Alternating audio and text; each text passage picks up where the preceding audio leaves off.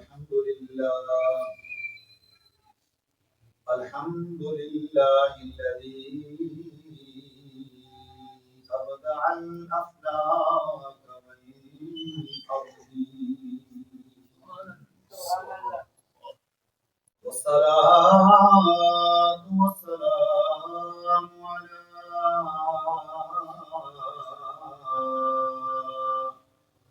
من كان نبيا وآدم بين الماء والطين وعلى آله وأصحابه وعلى أولياء أمته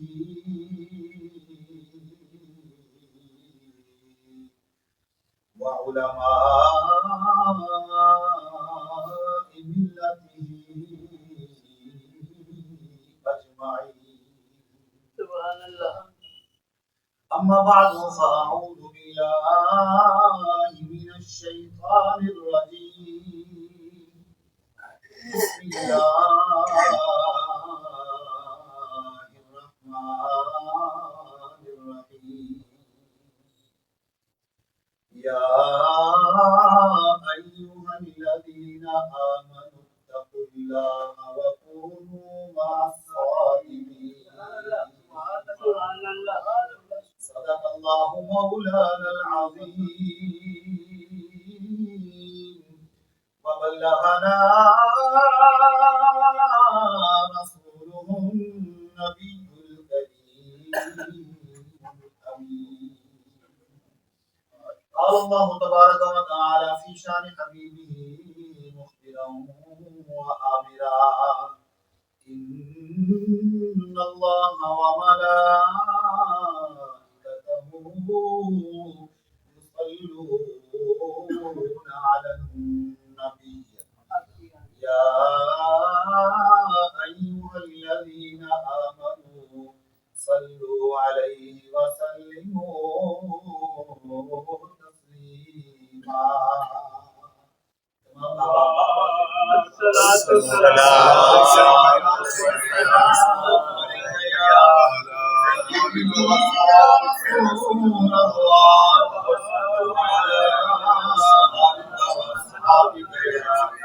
سيدي يا حبيب الله. والسلام عليك يا سيدي يا رسول الله وعلى آلك وأصحابك يا سيدي يا رحمة للعالمين. بلغ الهدى بكماله كشف الدجى بجماله حسنت جميع خصاله صلوا عليه وآله. يا صاحب الجمال ويا سيد البشر من وجهك المنير لقد نفذ القمر. لا يمكن الثناء كما كان حقه بعد الخدا بزرگ توئی قصہ مختصر. گنج بخش فیض عالم اظہر نور خدا نام سارا پیر کامل قام لارا رہنما. نگرداب والا استاد کشتی ضعیفان شکستہ را تو کشتی بحق کے خواجہ عثمان ہارونی مدد کن یا معین الدین چشتی. الہی تابود خورشید و ماہی چراغ چشتیاں را روشنائی اگر گیتی سراسر باد گیرت چراغ چشتیاں ہرگز نہ میرت. مفتخر ازوے با غلامی مانم مفتخر ازوے کہ با غلامی مانم خواجہ نظام است و نظامی مانم. خواجہ نظام است و نظامی مانم. اللہ جل مجدہ الکریم کی حمد و ثنا اور رسول اکرم نور مشفی معظم احمد مجتبی خاتم الانبیاء حضرت محمد مصطفیٰ صلی اللہ تعالی علیہ وآلہ وسلم کی بارگاہ بیگس پناہ میں ہدیہ درود و سلام اور اولیاء کاملین بزرگان دین مشائخ چشت کی بارگاہ میں ہدیہ منقبت کے بعد واجب الاحترام عزت مآب عالی مرتبت جناب محترم علامہ شیخ محمد اکمل مدنی صاحب مدینہ شریف سے تشریف لائے ہیں، جناب محترم پیر محمد فیاض چشتی صاحب دامت برکاتہم العالیہ، برادرم جناب شیخ محمد ولید چشتی نظامی بڑوئی، جملہ برادران اسلام سامعین و ناظرین محترم، الحمدللہ اللہ جل وعلا کا یہ بے پایا فضل و کرم ہے کہ اس خالق و مالک نے ہم سب کو آج یہ زندگی میں ایک مرتبہ پھر یہ توفیق عطا فرمائی ہے کہ جناب محترم رانا فیاض چشتی نظامی صاحب کے در دولت پر آج ان کی دعوت پر ہم یہاں پر موجود ہیں اور اللہ اور اس کے رسول صلی اللہ تعالی علیہ وسلم کے ذکر خیر سے اپنے دل و دماغ کو روشن و منور کر رہے ہیں۔ اللہ تعالی ہم سب کو ان باتوں پہ عمل کرنے کی توفیق عطا فرمائے، اور یہ آج کی یہ جو محفل ہے اس کا تعلق نسبتوں کے ساتھ ہے، ہماری نسبت اللہ والوں کے ساتھ ہے، اللہ رب العزت کی برگزیدہ بندوں کے ساتھ ہے، اور یہ کوئی بعد میں کوئی بنائی ہوئی یا من گھڑت چیز نہیں ہے، بلکہ اللہ رب العزت نے اس کا ذکر قرآن مجید میں فرمایا ہے۔ آج ہم حضرت داتا گنج بخش علی بن عثمان الحجویری رحمۃ اللہ تعالی علیہ کا ذکر خیر کرتے ہیں، اور آج کی یہ بالخصوص محفل پاک خواجہ خواجگان عطائے رسول ہند البری خواجہ غریب نواز حضرت خواجہ حسن معین الدین چشتی اجمیری رحمۃ اللہ تعالی علیہ، ان کے ذکر پاک کے حوالے سے یہ نکات پذیر ہے۔ تو ان اللہ والوں کے ساتھ ہماری نسبتیں ہیں، ہمارا تعلق ہے، ہم ان اللہ والوں سے محبت کرتے ہیں، اپنے گردن میں ان کے غلامی کا پٹا ڈالتے ہیں، اور اس بات کا اظہار کرتے ہیں کہ ہم ان کے نقش قدم پر ہیں، ہم ان کی اطاعت و اتباع میں ہیں۔ اور یہ کوئی لوگ کہتے ہیں کہ یہ پیری فقیری تم کہاں سے لے آئے ہو، یہ بیعت کا سلسلہ تم کہاں سے لے آئے ہو، یہ نسبتوں کا سلسلہ تم کہاں سے لے آئے ہو۔ اللہ جل وعلا نے قرآن مجید فرقان حمید میں اس کا حکم دیا ہے، فرمایا یا ایھا الذین آمنوا اتقوا اللہ وَكُونُوا مَعَ الصَّادِقِينَ، اے ایمان والو تقوی اختیار کرو، تقوی اختیار کرو، خوف خدا اپنے اندر پیدا کرو۔ ایمان کے بعد اللہ رب العزت نے تقوی کا ذکر فرمایا، اور پھر تیسری بات ارشاد فرمایا وَكُونُوا مَعَ الصَّادِقِينَ، سبحان اللہ، ایمان لانے کے بعد تقوی بھی اختیار کرو، اور اس کے بعد پھر سچوں کے ساتھ ہو جاؤ۔ اپنا تعلق اپنی نسبت اللہ والوں کے ساتھ جوڑ لو، کیونکہ اسی میں کامیابی ہے۔ اللہ رب العزت نے اس آیت مبارکہ میں 3 باتوں کا ذکر فرمایا ہے۔ سب سے پہلے ایمان، دوسرے نمبر پر تقوی، اور تیسرے نمبر پر اللہ والوں کی صحبت اور اللہ والوں کے ساتھ تعلق۔ اگر صرف ایمان پہ ہی کامیابی کا دار و مدار ہوتا تو تقوی کا ذکر نہ ہوتا۔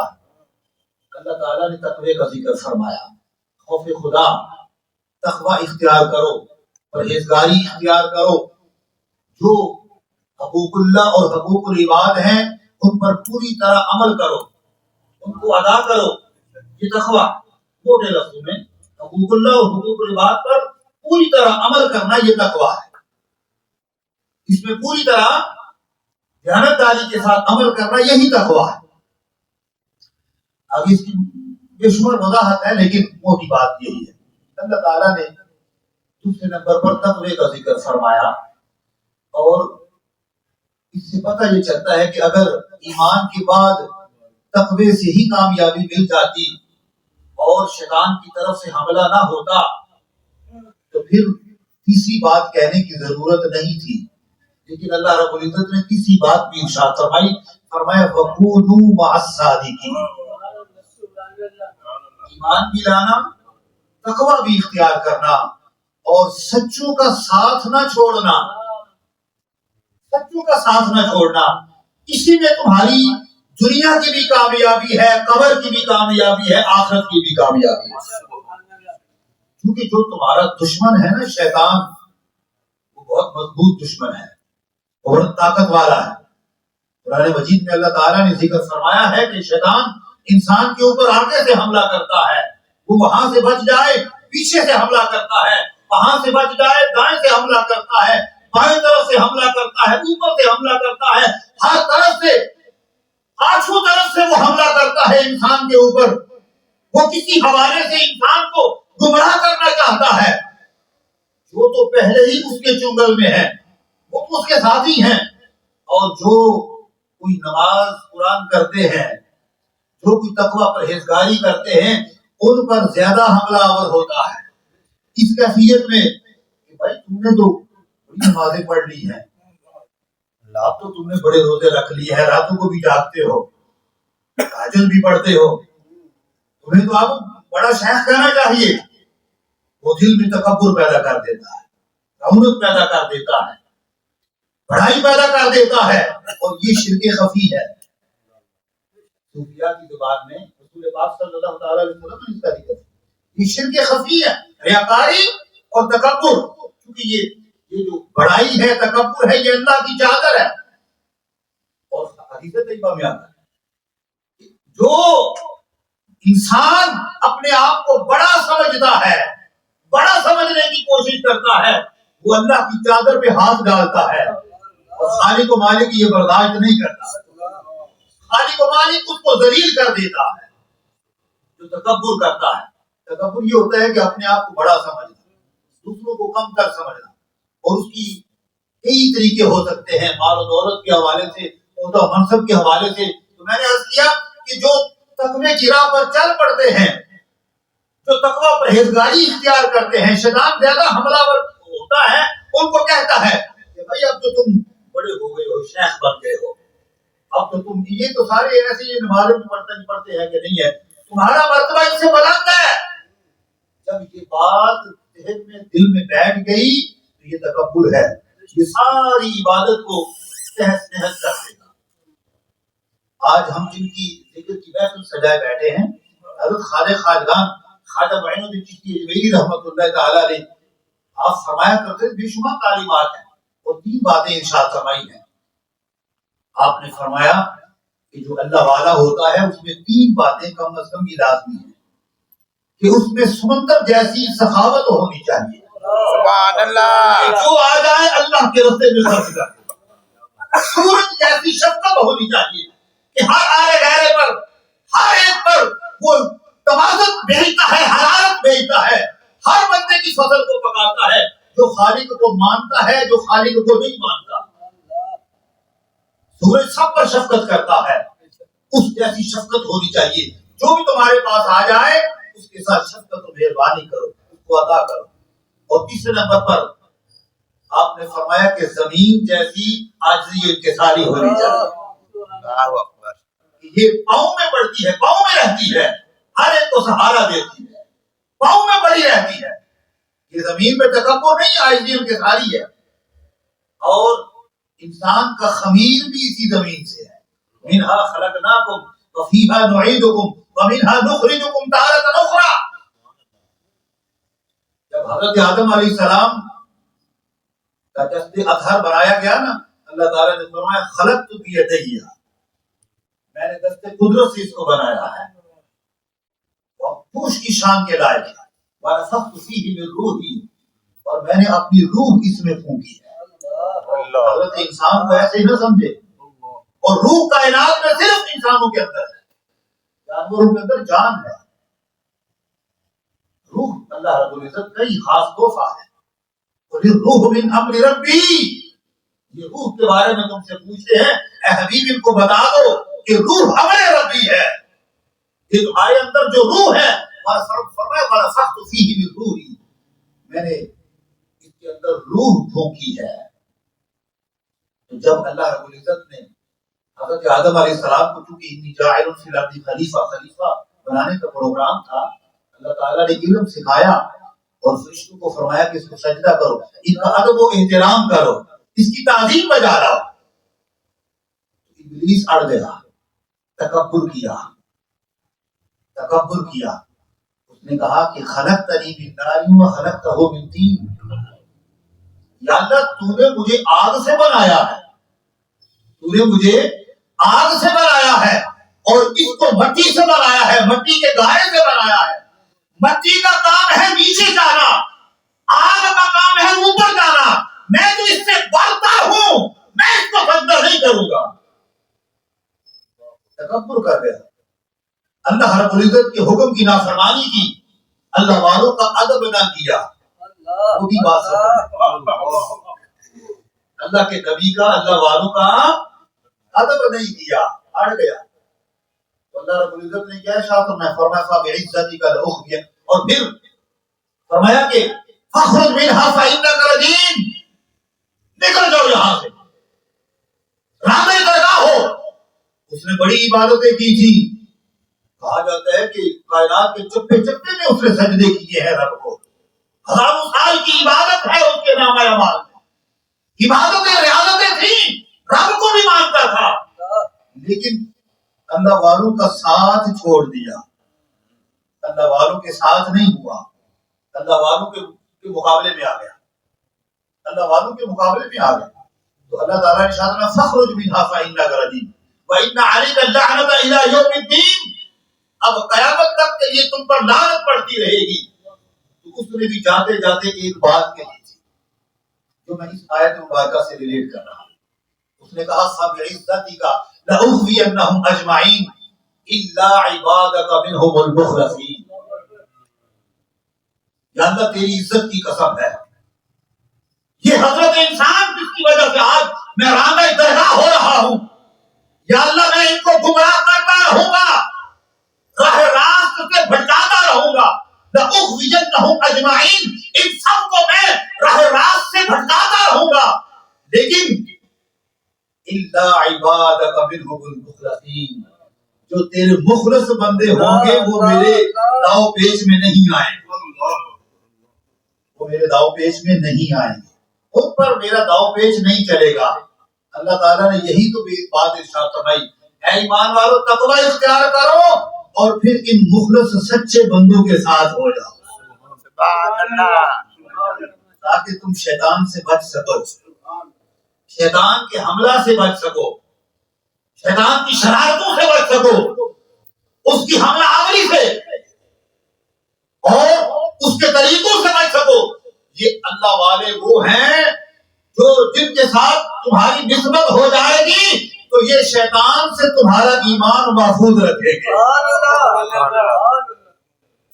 ان کی وجہ سے تمہارا ایمان محفوظ رہے گا، شیطان حملہ آور نہیں ہوگا۔ حضرت امام فخر الدین رازی رحمۃ اللہ تعالی نے اپنے وقت کے بڑے امام، بڑی کتابیں تفسیر کبیر لکھی، اور حضرت نجم الدین کبرا رحمۃ اللہ تعالی علیہ کی مرید خاص ہے،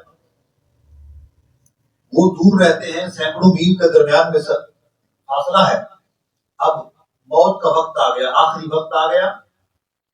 حضرت فخر الدین رازی رحمۃ اللہ تعالی، شیطان حملہ آور ہو گیا۔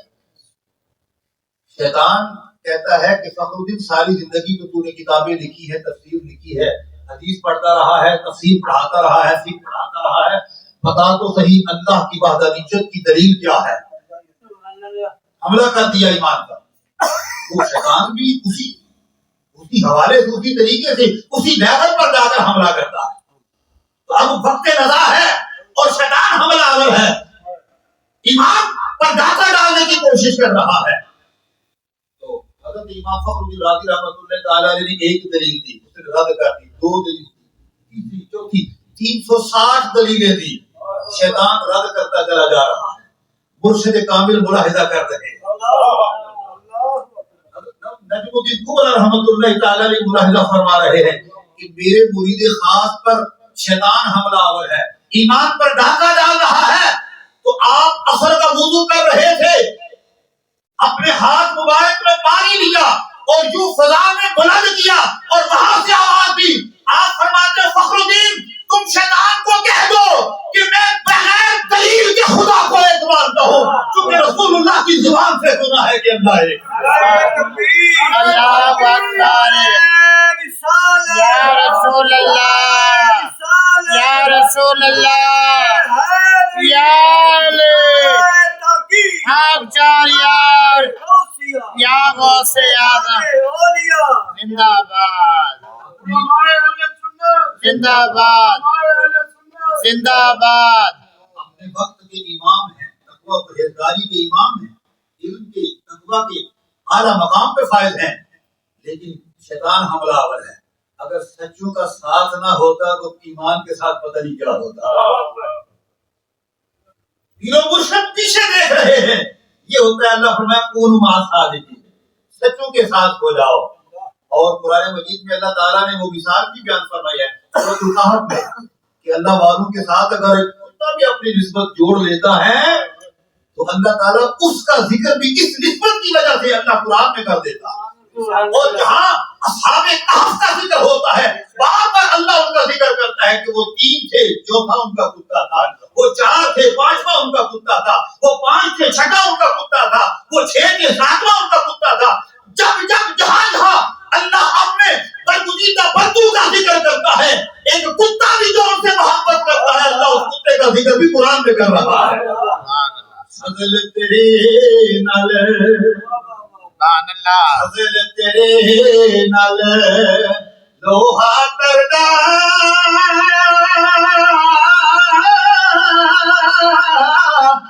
پھٹیا دے سنگ رل کے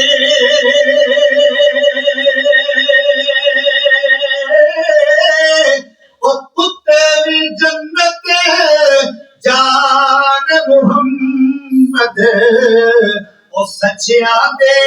سنگ رل کے۔ سبحان اللہ۔ اللہ تعالیٰ ان اللہ والوں کی نسبت سے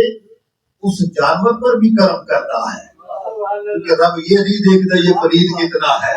رب تو یہ دیکھ رہا ہے میرے برگزیدہ بندوں سے محبت کی نہیں کرتا۔ اور جو عبادتیں کرتا رہا،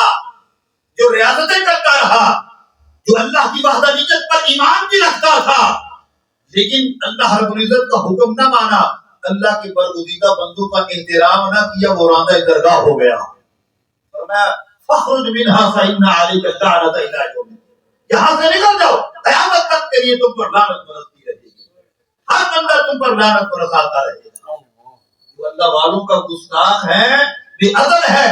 اس پر لعنت ہے، اور جس کا تعلق اللہ والوں کے ساتھ ہے، اللہ والے اس دنیا میں بھی اس کی پشت پناہی کرتے ہیں، اس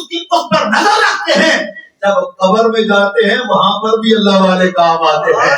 اور جب کل قیامت کا دن ہوگا، 2 صفیں ہوں گی، جنتی جنت میں جا رہے ہوں گے، دوستی دوزخ میں جا رہے ہوں گے، ایک دوستی ایک اللہ والے کو دیکھ کر عرض کرے گا حضور میں تو وہی ہوں جس نے آپ کو پانی پلایا تھا، وضو کروایا تھا، خدمت کی تھی۔ ہم کہیں گے حضور ہم تو وہی ہیں جو آپ کے ذکر کی محفل سجایا کرتے تھے، آپ کی روح کو اصالے ثواب کیا کرتے تھے۔ وہ اسی وقت حدیث طیبہ ہے، وہ اسی وقت اللہ والا اللہ کی بارگاہ میں عرض کرے گا یا اللہ تیرا وعدہ ہے وَإِن سَأَلَنِي لَأُوتِيَنَّهُ کہ جب تم مجھ سے مانگو گے تو میں تمہیں عطا کروں گا۔ ساری زندگی ہم نے تیری اتباع و اطاعت کی ہے، تیری حکم کی فرما برداری کی ہے، دنوں کو روزہ دار بھی رہے ہیں، راتوں کو شب زندہ دار رہے ہیں، یا اللہ تیرے حکم کے مطابق زندگی گزاری ہے۔ تیرا وعدہ ہے کہ جب تم مجھ سے مانگو گے تو عطا کروں گا۔ یا اللہ آج ہم تجھ سے دعا مانگتے ہیں، یہ ہمارا ماننے والا، یہ ہم سے نسبت رکھنے والا، یہ ہم سے تعلق رکھنے والا ہے، مولا کرم کر دے اس کو بھی ہمارے ساتھ جنت میں بھیج دے۔ اللہ ان کی بات ٹالے گا نہیں، کرم نوازی فرمائے گا۔ اللہ تعالیٰ ہم گنہگاروں پر بھی کرم نوازی فرمائے گا۔ خدا بہانا بھی جو ہے، بہانا بھی جو ہے، اللہ کی رحمت کو بخشنے کا بہانہ تلاش کرتا ہے. وہ یہ نہیں دیکھتا کہ ہزاروں سال کی عبادت ہو. وہ شیطان نے بھی کی تھی, وہ اس نے بھی کی ہے, لیکن اللہ رب العزت بہانہ تلاش. اس لیے ہر نیکی کو چھوٹا نہ سمجھا کرے, حقیر نہ سمجھا کرے. شاید اسی ایک چھوٹی بظاہر جس کو ہم چھوٹی سی نیکی سمجھ رہے ہوتے ہیں, وہی کل قیامت کے دن ہماری بخشش کا باعث بن جائے. ایک اللہ والے کتابیں لکھا کرتے تھے, محدث مفسر تھے. تو ایک دن وہ قلم دواز سے لکھ رہے ہیں, تو روشنائی سے جب قلم پہ روشنائی لگائی تو ایک مکھی آ کر بیٹھ گئی. وہ چوسنے لگی تو وہ رک گئے. چلو پیاسی ہوگی, گرمی ہے, پیاسی ہے, یہ پی لے تو اس کے بعد میں لکھنا شروع کروں گا. 2 4 5 سیکنڈ 10 سیکنڈ میں اڑ گئی, لکھنا شروع کر دی. اب ان کا وصال ہو گیا, اور وفات کے بعد کسی کو ملے, اس نے پوچھا کہ کیا معاملہ ہوا, تو کہنے لگے وہ ساری عبادتیں ریاضتیں تو ایک طرف رہ گئی, لیکن اللہ تعالیٰ نے میری وہ ایک ادا جو میں نے اللہ کی ایک مخلوق پر مہربانی کی تھی, ایک مکھی پر مہربانی کی تھی, میں چند سیکنڈ کے لیے رک گیا تھا, اس کو پانی پینے دیا تھا کہ وہ پیاسی ہوگی, وہ پیاس بجھا کر اڑ گئی, میں لکھنا شروع کر دیا. بظاہر تو یہ چھوٹا سا کام تھا, اللہ کو یہی ادا پسند آ گئی ہے. اللہ نے اسی ادا کی وجہ سے مجھے بخش دیا ہے, مہربانی فرمائی ہے, کرم نوازی فرمائی ہے. اللہ تعالیٰ نے میرے گناہوں کو معاف کر دیا ہے. اب آبی وقار ہمارا تعلق ان اللہ والوں کے ساتھ ہے. اللہ رب العزت ارشاد میں وَاصْبِرْ نَفْسَكَ مَعَ الَّذِينَ يَدْعُونَ رَبَّهُمْ بِالْغَدَاةِ وَالْعَشِيِّ يُرِيدُونَ وَجْهَهُ, کہ جو اللہ کی رضا کے لیے, دکھلاوے کے لیے نہیں, ڈرامے بازی کے لیے نہیں, يُرِيدُونَ وَجْهَهُ, جو اللہ کو چاہتے ہوئے اللہ کی رضا کے لیے, جو صبح و شام اللہ کا ذکر کرتے ہیں, جو صبح و مساء اللہ کا ذکر کرتے ہیں. یہاں پر اس محفل میں آتے ہیں, روشی ہوتا ہے, ختم خاندان پڑھا جاتا ہے, اللہ رب العزت کے اسماء کا ذکر ہوتا ہے, درود پاک ہوتا ہے, قرآن مجید کی آیتیں پڑھی جاتی ہیں, سورتیں پڑھی جاتی ہیں. یہی تو اللہ والوں کی دکان کا سودا ہے. اللہ والوں کی دکان سے تو یہی سودا ملتا ہے کہ یہ الحمد شریف پڑھو, یہ کچھ شریف پڑھو, یہ درود پاک پڑھو, یہ اللہ اللہ کرو, یہ سبحان اللہ پڑھو, یہ الحمدللہ پڑھو. ایک ایک حرف پر اللہ تعالیٰ کم از کم 10 نیکیاں عطا فرماتا ہے. یہ اللہ والوں کی دکان کا یہی سودا ہے کہ اللہ کا ذکر ہو. تو اللہ فرمایا وَاصْبِرْ نَفْسَكَ مَعَ الَّذِينَ يَدْعُونَ رَبَّهُمْ بِالْغَدَاةِ وَالْعَشِيِّ, جو صبح و مساء اللہ کا ذکر اس کی رضا کے لیے کرتے ہیں. تم کیا کرو, وَاصْبِرْ نَفْسَكَ مَعَ الَّذِينَ, تم اپنے آپ کو ان کے ساتھ جوڑ لو, ان کے ساتھ وابستہ ہو جاؤ, ان کے ساتھ اپنا تعلق مضبوط کر لو. وَاصْبِرْ نَفْسَكَ, ان کے پاس ٹھہرے رہو. صبر کا معنی ہوتا ہے ثابت قدمی اختیار کرنا, مسلسل وہ کام کرتے رہنا, اسی پہ ڈٹے رہنا, ڈٹے رہنا. روزہ بھی ایک صبر ہے کہ بندہ بھوک پیاس برداشت کرتا ہے, اس پہ ڈٹا رہتا ہے. ربنا افرغ علینا صبرا وثبت اقدامنا وانصرنا علی القوم الکافرین. تو اللہ تعالیٰ ارشاد فرماتا ہے کہ اللہ والوں کے ساتھ جو اللہ کا ذکر کرتے ہیں ان کے ساتھ جڑے رہو, ان کے ساتھ اپنے آپ کو وابستہ کرو,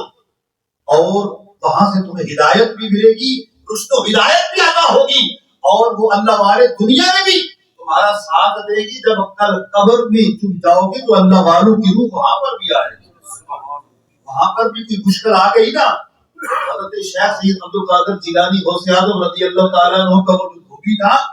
وہ کہتے ہیں میں ان کا دھوبی ہوں, میں ان کی خدمت کرنے والا ہوں. اللہ تعالیٰ نے ارشاد میں فرشتوں اور کیا سننا چاہتے ہو, یہ میرے برگزیدہ بندے کا خادم ہے, یہ ان کا وسیلہ پیش کر رہا ہے. اللہ وابتغوا الیہ الوسیلہ, یہی وسیلہ. اور حضرت خواجہ خواجگان خواجہ معین الدین چشتی حویلی رحمۃ اللہ تعالی, حضرت قطب الدین بختیار کاکی رحمۃ اللہ تعالی اس بات کو روایت کرتے ہیں. آپ فرماتے ہیں کہ خواجہ صاحب کے ایک پیر بھائی تھے, حضرت عثمان ہروری رحمۃ اللہ تعالی علیہ کی مرید, ان کا وصال ہو گیا اور وہ تھی ادھر ہی کشمیر میں. تو حضرت خواجہ صاحب بھی ان کے جنازے پہ گئے, اور جب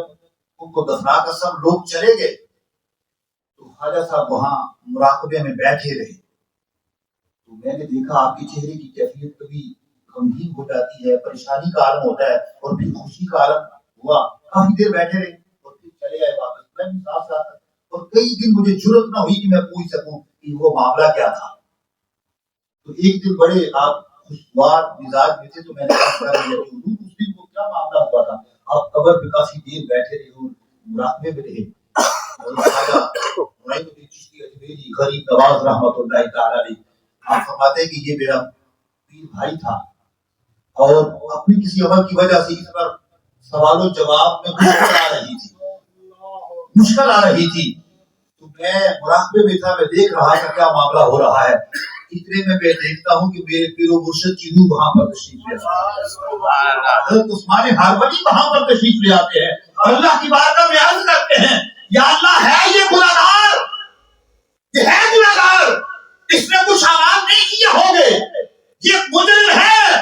لیکن مولا کرم کر یہ تو دیکھ اس کا ہاتھ کس کے ہاتھ ہو گیا۔ سبحان اللہ، مولا کرم کر دے، اس نسبت کی وجہ سے اس پر کرم کر دے، آج تیری بارگاہ میں التجا کرتا ہوں یا اللہ کرم کر دے، اس کے گناہوں کو معاف کروا دے۔ سبحان اللہ، حافظ جعفری سے آواز آتی ہے فرشتوں کی، اس کا سوال جب چھوڑ دو، میں نے اس کے گناہوں کو معاف کر دیا، سبحان اللہ، اس نسبت کی وجہ سے، اس کی نسبت اور تعلق تو میرے برگزیدہ بندے کے ساتھ ہے۔ حضرت خواجہ خواجگان خواجہ معین الدین چشتی اجمیری رحمۃ اللہ تعالی علیہ، آپ مدینہ المنورہ میں بارگاہ مصطفیٰ علیہ تحیت و سلام میں جب حاضری دیتے ہیں اپنے پیر و مرشد کے ساتھ، تو وہاں پر جب سلام عرض کرتے ہیں نا،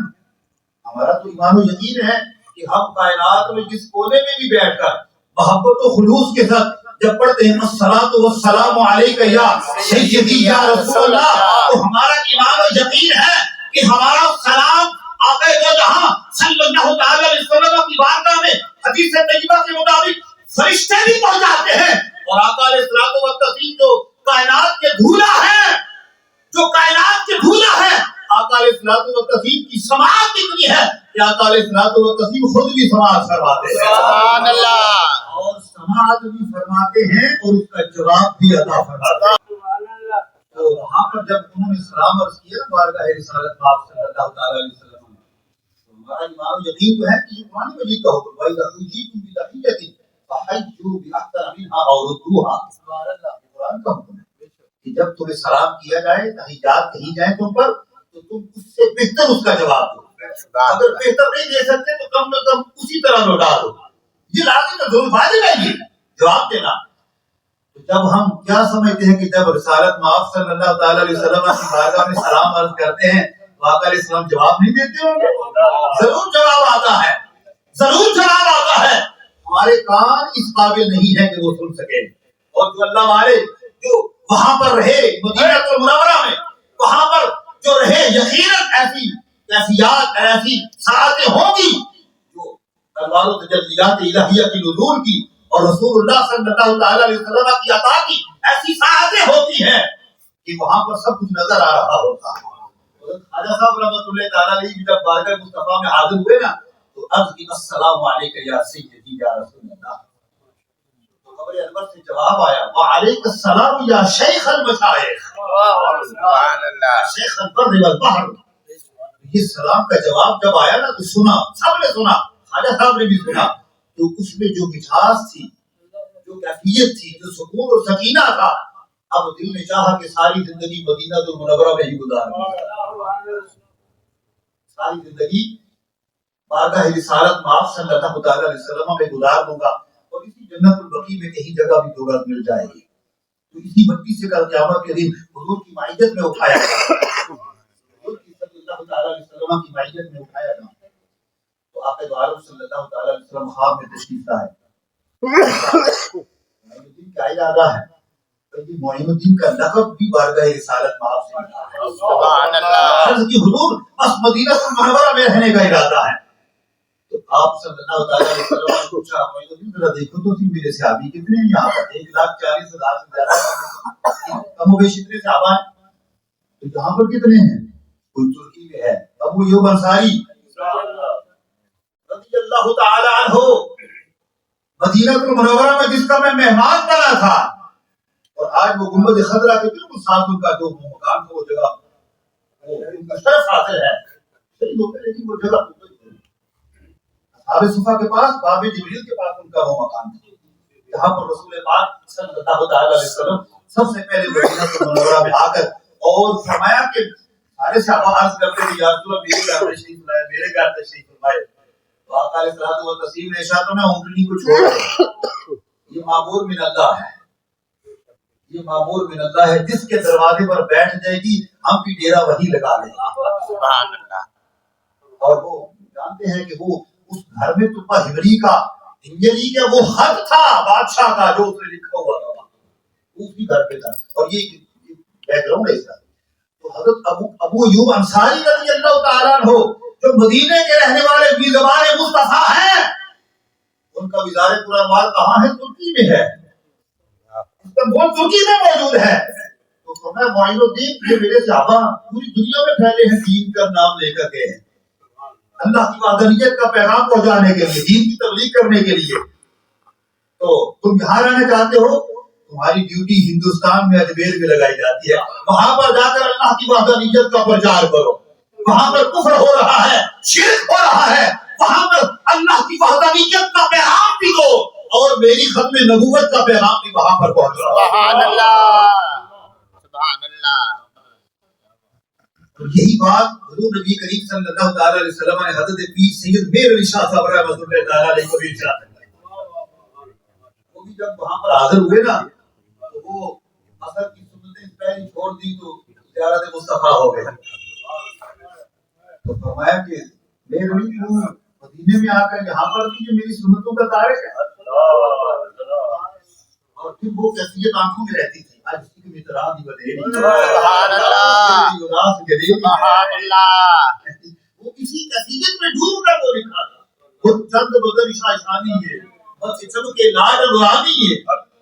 جی۔ سبحان اللہ ما اجمل کا ما احسن کا ما اکمل کا، کچھ تیرے علی کچھ تیری ثنا، استاد حقیقت ڈال رہا ہے۔ سبحان اللہ۔ یہ ساری وہ کیفیت بیان کرتے ہیں وادی حمراء میں جو زیارت مصطفیٰ ہوئی تھی، تو پھر دل ان کا بھی دل یہی چاہا کہ ہم ساری زندگی مدینے میں گزارتے ہیں، ارادہ یہی تھا، آپ نے خود لکھا مدینے میں ساری زندگی گزاروں گا۔ واقعہ عالم صلی اللہ تعالی علیہ وسلم خواب میں تشریف لے آئے، میر علی شاہ بر صغیر میں بڑا فتنہ پیدا ہونے والا ہے، ختم نبوت کے منکر پیدا ہوں گے، میری حدیث طیبہ کے منکر پیدا ہوں گے، جاؤ تمہاری ڈیوٹی ہے بر صغیر میں جا کر عزت و ناموس مصطفیٰ کی بھی حفاظت کرو، حدیث مصطفیٰ کی بھی حفاظت کرو، ختم نبوت مصطفیٰ کی بھی حفاظت کرو۔ سبحان اللہ۔ تو حضرت خواجہ خواجگان خواجہ معین الدین چشتی میری رحمت اللہ تعالیٰ علیہ جہاں پر آئے، اور پھر لاہور کی سرزمین پر حضرت داتا گنج بخش شریف بن عثمان الحجویری رحمت اللہ تعالیٰ علیہ کی بارگاہ میں چلا کیا، تو آپ جاتے جاتے یہ بتا گئے کہ لاہور والوں پنجاب والوں ایسے مٹی کی ٹیڑھی نہیں گئی، گنج بخش فیض اعظم ارے نور خدا سارا پیر قابل قابل رہنما، فیض عالم فیض لٹاوے